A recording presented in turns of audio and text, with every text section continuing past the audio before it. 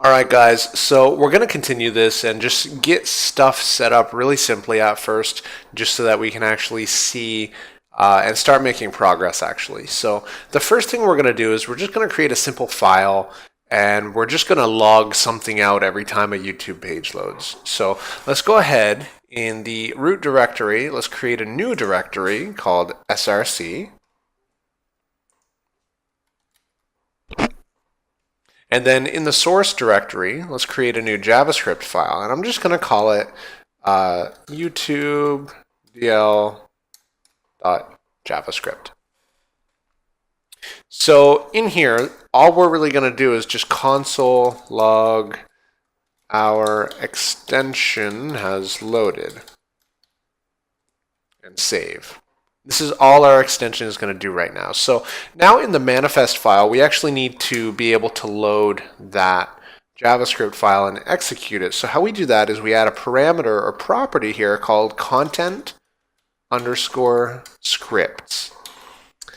And this is going to take an array as a value that can contain multiple objects. So in the first object, it's going to be our only one. It needs two parameters right now. It needs a matches property and then a JS property.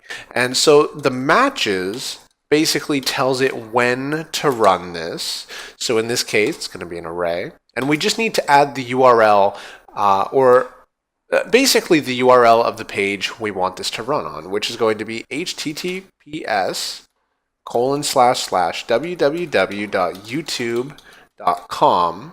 And then we don't want it running on the index page, and we don't want it running on the results page. We only want it running on the watch page. So we'll do this, and then we'll put an asterisk. So basically, if a URL starts with this, it's going to run our script. And I got that from right here. Basically, this is going to match, so it's going to run. If you only wanted this on one, if you only wanted the extension to run on one page ever, then you would give the absolute URL without this little asterisks.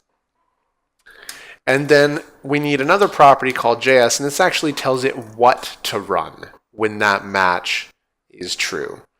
And this is going to be an array as well. We can load multiple JavaScript files in any certain order.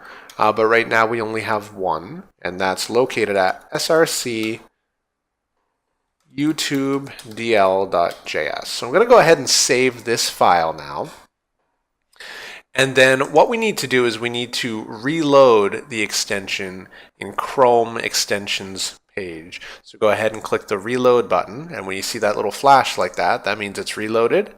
So we'll jump over, refresh, and we see right here our extension has loaded, which is good. This means that now we can execute code on the page right here.